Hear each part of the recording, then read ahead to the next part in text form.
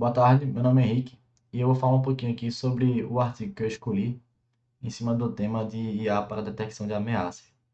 O nome do artigo é esse aí, é a análise de tráfego de rede com machine learning para identificação de ameaças a dispositivos IoT e ele abrange os seguintes conteúdos, né? O artigo ele fala um pouco do contexto geral de como se encontra o cenário atual dessa área de redes e dispositivos IoT. Então, ele fala um pouco sobre o desenvolvimento tecnológico e o avanço desses dispositivos e do uso desses dispositivos também. Ele vai bater um pouco na tecla de metodologia, que são basicamente as formas de treinamento e otimização dos modelos utilizados de machine learning. O terceiro ponto são os experimentos e discussões em relação aos resultados e as tabelas de apresentação dos modelos, após os modelos terem sido testados, né? Então, basicamente, a metodologia ela vai estudar uma série de dados coletados de um banco, que ele vai especificar mais à frente, e ele vai gerar esses resultados e mostrar através de tabelas, na verdade são duas tabelas, os experimentos e as discussões que foram apresentadas, né? E por último, a conclusãozinha básica, que é a visão geral que o artigo deixou para a gente. Eu sintetizei ela um pouco e ela basicamente faz uma revisão geral do que foi o artigo e as considerações finais do autor, né, dos autores. Então, começando pela introdução, que, como eu já falei, a contextualização e o cenário atual, né? Então, basicamente, com o advento da tecnologia, existem muitos dispositivos com conexão à rede, né? Então, o uso contínuo da internet por dispositivos e pessoas aumentou muito nos últimos anos. E, consequentemente, o uso de dispositivos IoT veio desempenhando um papel fundamental aí em residências e ambientes críticos. E, basicamente, o pessoal começou a utilizar mais, dentro da própria residência, dispositivos que são capazes de trocar informações entre si e com outros dispositivos também, né? Que a gente chama de IoTs. E esses dispositivos normalmente possuem sensores que facilitam muito a coleta e manuseio, né, de dados, análise desses dados e uso. Então, são dispositivos que muitas das vezes estão no contato direto com pessoas e eles estão mais sensíveis nessa questão de segurança, né? Sensíveis à questão de segurança. Então, no que se refere à segurança, é um ponto que emerge, né, de grande importância. Então, vamos começar aqui. No cenário atual, eu pesquisei um pouco a mais do que o artigo falou, mas o cenário atual hoje, aqui no Brasil, é que subiu 16,6% o uso de dispositivos IoT em comparação ao ano de 2021. E esse mercado, hoje em dia, movimenta 8,5 bilhões de reais no Brasil. Então, é um mercado que está avançando rápido pra caramba, principalmente, né, no cenário da indústria. Então, o número de dados gerados está sendo imenso e a preocupação em relação à detecção dessas ameaças, né, de malware cresceu bastante. Então, o que o pessoal está buscando é justamente utilizar a inteligência artificial para tentar combater e identificar essas ameaças que podem vir a atingir. Então, basicamente, o artigo ele fala de uma forma geral que as áreas de atuações desses dispositivos se concentram na área de saúde, indústria, residências inteligentes e um pouco de agronegócio. E ele já parte para a área de problemas e solução. Então, a problemática geral que o artigo tenta resolver e modelar é basicamente esse aumento no tráfego de informações e exposição dos dispositivos, que geram uma falha na segurança. Como eu já falei, esses dispositivos eles estão em contato direto com as pessoas e muitas das vezes eles ficam expostos. E o outro problema também é que muitos deles são ligados 24 horas por dia aí, então tem dados trafegando o tempo todo. Esse dado pode ser captado no meio do caminho, né? A solução, tanto a nível de hardware quanto a nível de software, ele vai falar um pouco também. que é o emprego de modelos de aprendizagem de máquina. Então, no contexto geral, hoje em dia está buscando machine learning para tentar resolver esse problema, essa problemática aí. Então, sabendo desse contexto, é válido analisar o tráfego de rede e identificar as possíveis ameaças a esses dispositivos IoTs, utilizando sim os modelos de aprendizagem de máquina. Então, vamos começar aí a parte de metodologia, que ele basicamente vai falar um pouco sobre o modelo geral e as formas de treinamento e otimização desse modelo, né? Desses modelos, no caso. O treinamento de modelos, de uma forma resumidão assim, foi um trabalho que visa, foi o trabalho que ele argumentou aqui no artigo, que visa treinar e otimizar os modelos apresentados, utilizando machine learning e pegando os dados que trafegam na rede entre esses dispositivos IoTs e outros dispositivos também.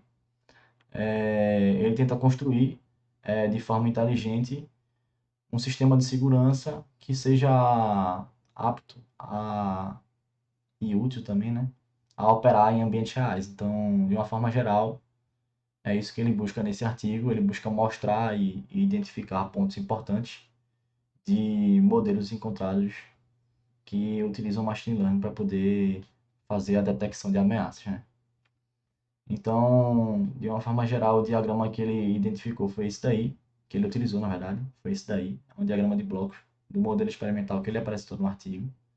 Então, como eu falei previamente, ele identifica que existe um tráfego muito grande de informações entre os dispositivos IoTs e dispositivos IoTs e outros dispositivos também, né? Eles não se comunicam só entre si, se comunicam com outros dispositivos também. E ele consegue fazer essa coleta dos dados e fazer um conjunto de dados, que a gente vai falar especificamente mais à frente um pouco. Ele passa a relação com o processamento, um pré-processamento, para fazer com que esses dados sejam refinados. Então, já falar um pouquinho também sobre isso mais na frente.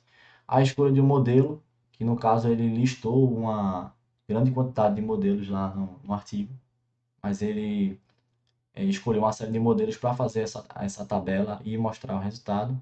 Mas antes disso, ele tem um treinamento desses modelos, que de uma forma geral ele também busca otimizar essa modelagem de acordo com os dados coletados, e ele vai checar essa relação de parar, se essa otimização dos hiperparâmetros vai parar ou não, e isso só depende da resposta do modelo. A resposta que ele busca utilizando esse bloco do modelo experimental aí, de uma forma geral, é a otimização dos dados, vai pegar a acurácia e a taxa de acerto e o tempo de treinamento, né? Vamos começar aqui por conjunto de dados, que é o primeiro passo. Ele basicamente começa coletando do laboratório desse Stratosphere aí, da Universidade Técnica de Tcheca, uma grande quantidade de dados relacionados a essa transação, esse tráfego na rede aí, dos sistemas e dispositivos IoTs. Eles fazem análise desses dados com incentivo do Avast. Então, existem empresas grandes por trás aí também, além de universidades, né? E eles pegaram desse modelo, né, um conjunto de dados separados em 23 cenários de capturas de tráfegos diferentes. Então, é um modelo bem grande, né, um conjunto de dados bem grande, na verdade, que eles coletaram. Dessas 23 cenários, né, de capturas, 20 são capturas de tráfego malicioso. Então, eles têm aí 20 cenários num contexto de tráfego malicioso. E os outros 3 que sobraram, obviamente, são de tráfego benigno, né? Então, todos esses cenários foram coletados de dispositivos IoTs que estavam operando em ambientes reais, ou seja, esses dados eles vêm soltos, assim, tem que ter um pré-processamento. Esse pré-processamento ele vem para minimizar a quantidade de dados que foram coletados e selecionar as melhores informações. Então, ele deu uma lista de processos que acontecem aí e ele pontuou processos mais importantes. Eu vim com esses 4 processos aqui para mostrar para vocês. Então, basicamente, a concatenação dos 23 conjuntos coletados dos conjuntos de dados é importante para justamente facilitar o processamento dessas informações nas próximas etapas. Então, de certa forma, ele vai querer treinar no futuro os modelos que ele vai selecionar previamente e ele não pode treinar esses modelos separadamente. Então, tem que ser um pouco de forma aleatória, vamos dizer assim. Então, ele faz essa concatenação dos conjuntos de dados e logo em seguida ele parte para, depois de certos processos, ele parte para a remoção de amostras não relevantes, visto que algumas amostras não apresentam um resultado satisfatório, mas eles tentam manter essa parte esses 4 pontos aí selecionados, que é basicamente o tráfego benigno, ele de uma forma total, ele conseguiu pegar 4,3 milhões de exemplares, de exemplos. A navegação de serviços, que é justamente a transição de serviços, que dá 2,2 milhões de exemplares total, que ele conseguiu tirar dessa concatenação aí. A varredura de portas, 2,3 milhões, e esse Okiro aí, que é 15,2 mil exemplares só. No artigo ele não chega a comentar especificamente cada um desses, ele só pontua. Então, ele fala que tem essa concatenação dos conjuntos de dados, que ele junta para fazer justamente essa mesclagem das características, e ele depois comenta que essa remoção das amostras não relevantes, ela acontece de forma, vamos dizer assim, pré-selecionada, ele não especifica, mas ele diz que tenta manter esses 4 pontos aí. O terceiro passo, o terceiro processo é justamente a remoção de amostras duplicadas, visto que amostras repetitivas não é bom para o tempo, né, de processamento. Então, esse tempo de treinamento acaba sendo estendido se tiver muita amostra repetida. Ele tenta justamente nesse pré-processamento remover essas amostras repetidas e, por último, que é o quarto ponto, é a separação dos dados em subconjunto de treinamento. Então, no primeiro passo, ele faz a concatenação para tentar meio que mesclar esses conjuntos.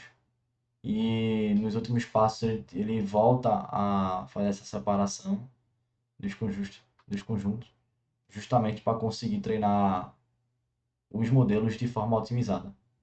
Porque se ficar também de forma muito a 100% aleatória, pode ser que modelos peguem dados com mais tráfegos benignos do que malignos e acabar fazendo com que esse modelo seja mal treinado. Então ele tem uma separação prévia, mesmo que de forma que os modelos ainda fiquem concatenados em conjuntos de dados aleatórios, mas ele tem uma certa orientação também.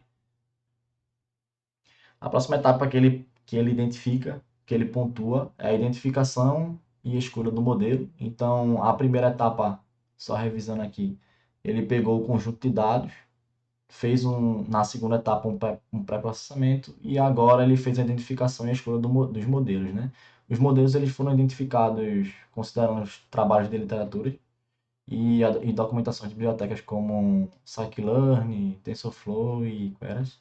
E basicamente, ele bota uma lista lá de modelos que ele vai testar durante esse artigo. Ele pontua alguns modelos principais e ele já passa para a próxima parte, que é a parte de treinamento de modelos. Vamos dizer assim, a parte mais importante antes da parte de análise dos dados. Né? Na parte de treinamento de modelos, ele faz a segmentação dos dados. Ele utiliza uma fração desses dados coletados no conjunto de dados e pré-processados para poder fazer um treinamento prévio. Então, os modelos eles vêm muito crus, assim, vamos dizer assim, mas para inteligência, né, artificial. E eles precisam entender o que é que eles estão observando, vamos dizer assim. Então ele utiliza uma fração desses dados, dos segmentos previamente selecionados, para poder fazer esse treinamento prévio. E aí depois ele passa para a otimização do modelo. Então, quando ele faz a segmentação dos dados e esse treinamento prévio, ele consegue fazer, com o resto dos dados, né, a otimização do modelo, onde ele tenta avaliar, né, as diferentes combinações de hiperparâmetros para melhorar a acurácia do modelo. Tudo isso ele fez utilizando a biblioteca Optuna. Ele não fala basicamente nada sobre essa biblioteca, mas ele diz que os modelos, num contexto geral, assim, eles são treinados quantas vezes for possível para poder extrair o melhor desempenho em relação à acurácia e tempo de treino. Então, ele usa essa biblioteca aí, ele não comenta muito sobre ela, mas ele diz sim que os modelos são treinados várias vezes, né? E por último, depois dessa execução, existe o armazenamento, que é a fase final da parte de treinamento de modelos, onde ele pontua dizendo que cada execução ela é armazenada e futuramente ela é configurada para produzir o melhor resultado possível. Então, ele vai fazer sim, depois da execução, uma análise prévia dos resultados e ele vai coletar e armazenar os melhores resultados para utilizar como forma de comparação entre os modelos que ele testou. Então, dentre os vários modelos que ele botou na lista lá de, de modelos a serem treinados, eles, ao final da execução de cada modelo, ele vai armazenando esses dados. Então, basicamente, na terceira fase, né, aqui do artigo, ele vai falar um pouco, que é já quase finalzinho do artigo, ele mostra duas tabelas que é basicamente explicando os experimentos e fazendo uma breve discussão sobre o que aconteceu depois que os modelos foram treinados em si, né? Porque os modelos eles foram treinados com os dados coletados nos conjuntos de dados, depois eles foram previamente processados, eles foram testados, armazenadas aquelas informações e agora ele vem com essa parte de mostrando os experimentos e os resultados, né? Então, na primeira tabela, a gente conseguiu identificar que os modelos apresentam uma certa acurácia, que ele botou em porcentagem. A gente pode ver que as árvores de decisões, né, são os que têm melhores resultados em relação à taxa de assertividade. Então aí está na média de quase 100%, né? 99,86%. À esquerda a gente tem um ranking de acurácia dos classificadores e na direita a gente tem um ranking que ele chama do número de treinamentos por hora. Ele botou aí uma média de 100 treinamentos, mas a gente pode ver que também as árvores de decisões são os melhores resultados em questão de tempo de treino. Então, em primeiro lugar vem as árvores de decisão, fazendo uma observação aí. A gente vê que também o Deep Learning tem uma taxa de acerto muito boa, porém o período, né, é muito longo de execução. Então, neste treinamento por hora, o Deep Learning ele tem uma taxa de assertividade boa, mas ele demora muito mais tempo, né? Ele tá ali na tabela da direita, o Deep Neural Network tá em décimo, né? Enquanto na tabela da esquerda, que é a parte de acurácia, ele tá em terceiro ali. Então, e os piores, né? Vale salientar os piores também, que eu consegui identificar aqui, ele fala bem pouco, mas são os classificadores lineares, que eles apresentam longos tempos de execução e baixíssima assertividade. Então, basicamente, foi isso que ele mostrou de resultado dos modelos que ele testou, utilizando esse conjunto de dados, né? Que foi coletado pelo laboratório lá, pela Universidade de Stratosphere de Praga. E uma conclusão geral, ele faz uma revisãozinha do que foi o artigo dele, mas ele fala que diversos autores vêm propondo formas de detectar ameaças, né, nesses dispositivos IoT, que é uma tecnologia relativamente nova e que vem crescendo aqui no Brasil exponencialmente e trazendo investimento e tudo. E uma das técnicas, né, que consiste na análise do tráfego de rede por meio da captura dos pacotes trocados entre as entidades envolvidas na comunicação. Então, basicamente, ele revisa dizendo que muitas das técnicas de proteção que existem, detecção de ameaças, é justamente nessa parte de tráfego de informações entre os dispositivos IoT. E em seguida ele fala que existe a classificação aí, né, que frequentemente ela é feita por meio de aprendizagem de máquina, nesse tráfego, onde ele consegue caracterizar se esse tráfego vai ser benigno ou maligno, além de, como ele mostrou aí também, consegue classificar a taxa de assertividade e o tempo de treinamento dos modelos para melhorar a segurança e performar melhor na área de detecção de ameaças nesses dispositivos IoT. Então, basicamente foi isso a apresentação.